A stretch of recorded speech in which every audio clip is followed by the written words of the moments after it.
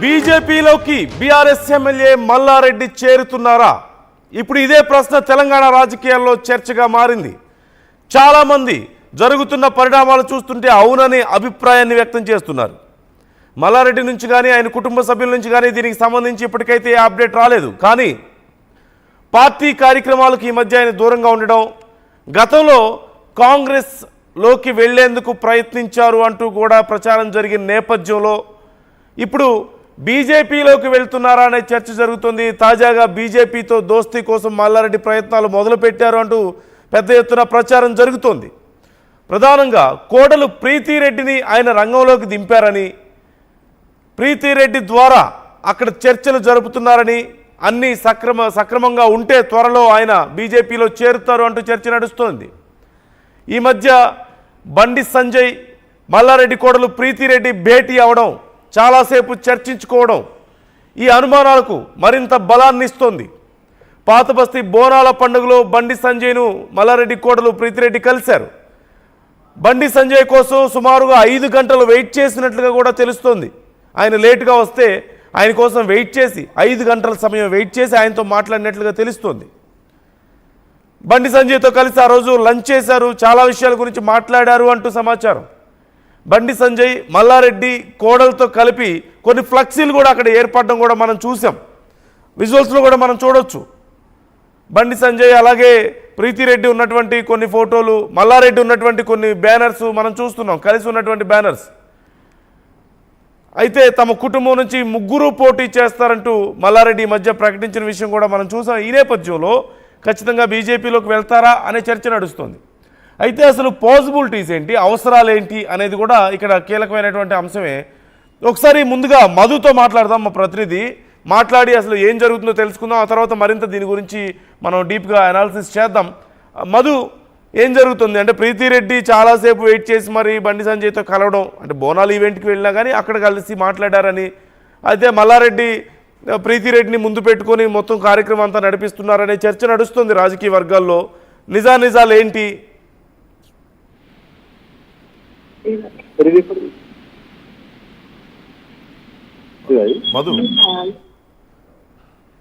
మధు నా వాయిస్ వినిపిస్తుందా మీకు?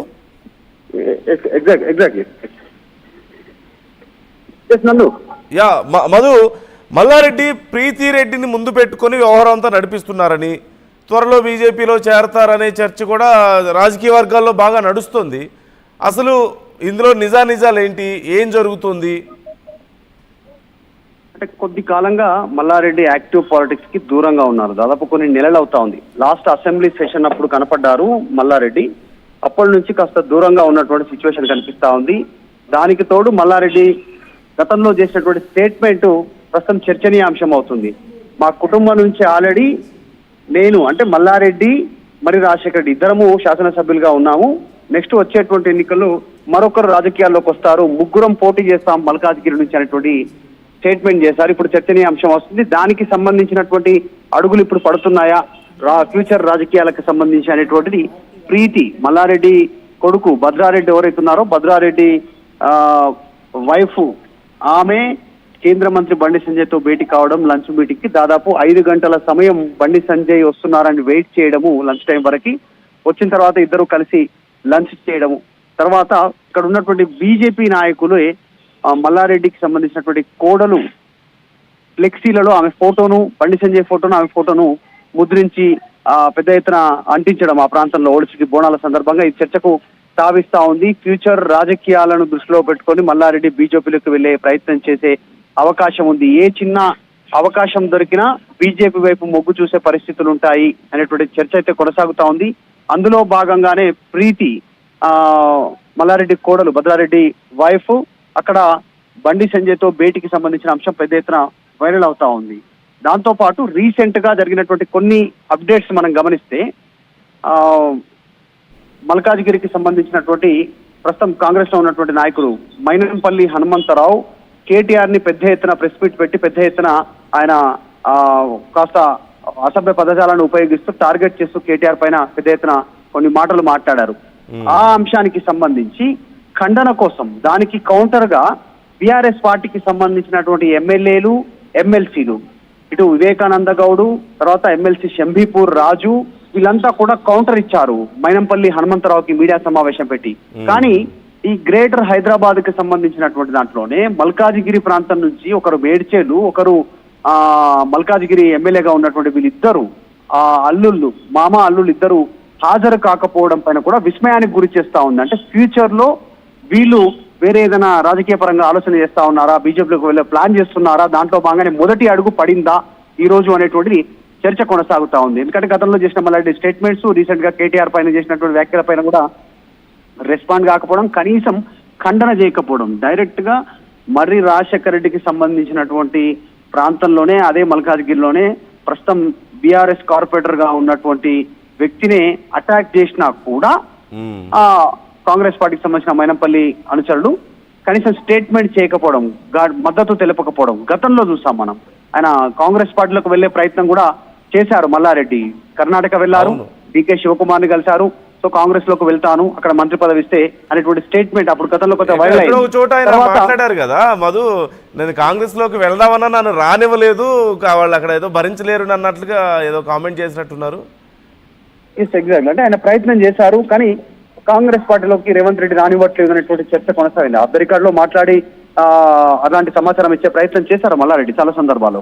తర్వాత జరుగుతున్నటువంటి పరిణామాలు గమనిస్తా ఉంటే ఇక కాంగ్రెస్ లోకి వెళ్లే పరిస్థితి లేదు, స్టేట్ లో ప్రభుత్వంలో ఇంక్లూడ్ అయ్యే పరిస్థితి లేదు. కాబట్టి ఫ్యూచర్ లో మళ్ళీ కేంద్రంలో బీజేపీ వచ్చే సిచ్యువేషన్ ఉంది, కాంగ్రెస్ అధికారంలోకి వచ్చే పరిస్థితి లేదు అనేటువంటి ఒక అంచనాకు మల్లారెడ్డి వస్తున్నట్టుగా కనిపిస్తా ఉంది. దానికి సంబంధించి మొదటి అడుగులు ఈ రోజు పడ్డాయి.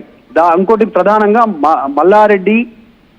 మల్లారెడ్డికి వైరం, రాజకీయ వైరం ఉన్నటువంటి మైనంపల్లి హనుమంతరావుకి, అదే మైనంపల్లి హనుమంతరావుకి బండి సంజయ్ కూడా వైరం ఉంది తీవ్రంగా. సో ఈ నేపథ్యం ఇది కూడా ఒక కారణమై ఉండొచ్చు దాంట్లో భాగంగా. సో ఫ్యూచర్ లో మల్లారెడ్డి బీజేపీ వైపు చూస్తున్నారు అనేటువంటి దానికి చాలా బలమైనటువంటి అంశం ఇది.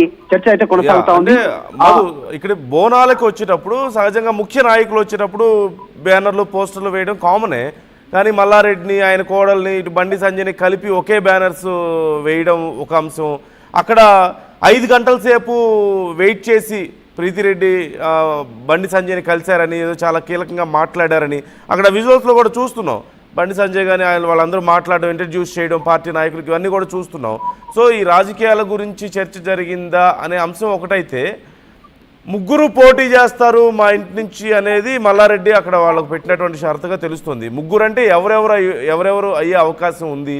ఒకవేళ కనుక ఈ అంశాల్లో ఓకే అయితే మల్లారెడ్డి వెళ్ళడం కామన్ జరిగిపోయే ప్రాసెస్ ఏనా, ఎలా చూడాలి ఈ అంశాలకు సంబంధించి? నిజంగానే అంటే వచ్చేటువంటి ఎన్నికల వరకు మహిళా రిజర్వేషన్ బిల్లు వస్తుంది రాజకీయాల పరంగా కూడా. సో 33% రిజర్వేషన్ అమలైతే కనుక పెద్ద ఎత్తున మహిళా రిజర్వేషన్ కోటా కింద ఎమ్మెల్యే, ఎంపీ సీట్లు కేటాయించే పరిస్థితులు ఉంటాయి రాజకీయ పరంగా. అందులో భాగంగానే మల్లారెడ్డి ఆయన కోడల్ని, ప్రీతిని యాక్టివ్ చేస్తా ఉన్నారు. ఈ మధ్య కాలంలో చూస్తాం పెద్ద ఎత్తున